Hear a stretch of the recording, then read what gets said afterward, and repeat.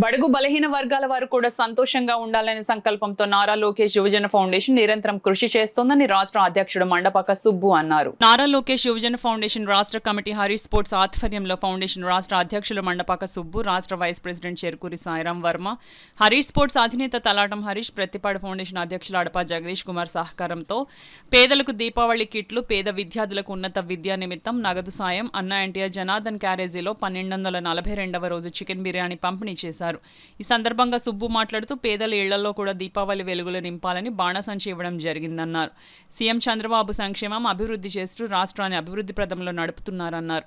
ఉద్యోగులకు దీపావళి పండుగ సందర్భంగా డీఏ పెంపు, ఇతర అంశాలపై తీసుకున్న నిర్ణయం హర్షణీయమన్నారు. కార్యక్రమంలో బత్తుల సూర్యప్రసాద్, కర్రి వీరబాబు, మండపాక నాగబాబు, సలీం సతీబాబు, ఫౌండేషన్ టీడీపీ కార్యకర్తలు, మహిళా మనులు తదితరులు పాల్గొన్నారు. కాసుడు పరిపాలన పోయి 2 సంవత్సరాలు రావడం జరిగింది.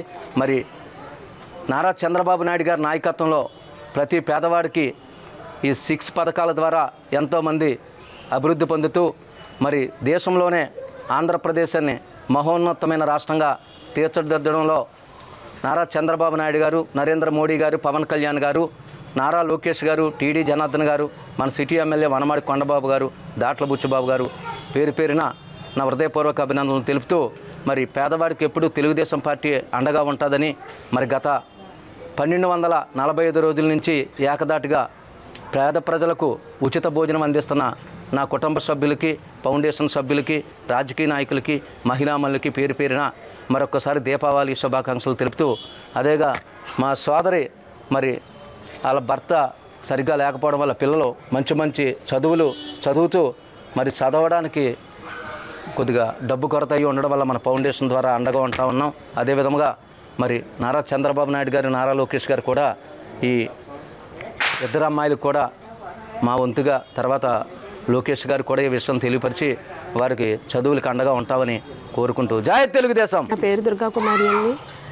అన్న సుబ్బు గారికి వచ్చి నా కష్టం అంతా చెప్పుకున్నాను.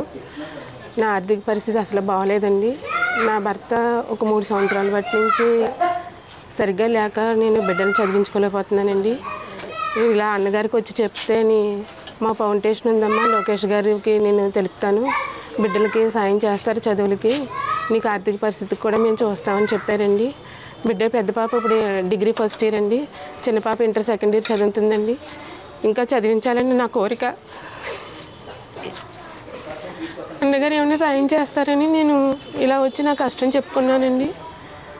ఇప్పుడు నాకు బిడ్డలకి మతాబీలు అవి ఇచ్చారు, నాకు డబ్బులు కూడా సాయం చేశారండి. ఇప్పుడు నాకు ఇంకా బిడ్డలకి చదువులకి అది నాకు ఆర్థిక పరిస్థితికి నాకు సాయం చేస్తారని లోకేష్ గారిని కోరుకుంటున్నాను.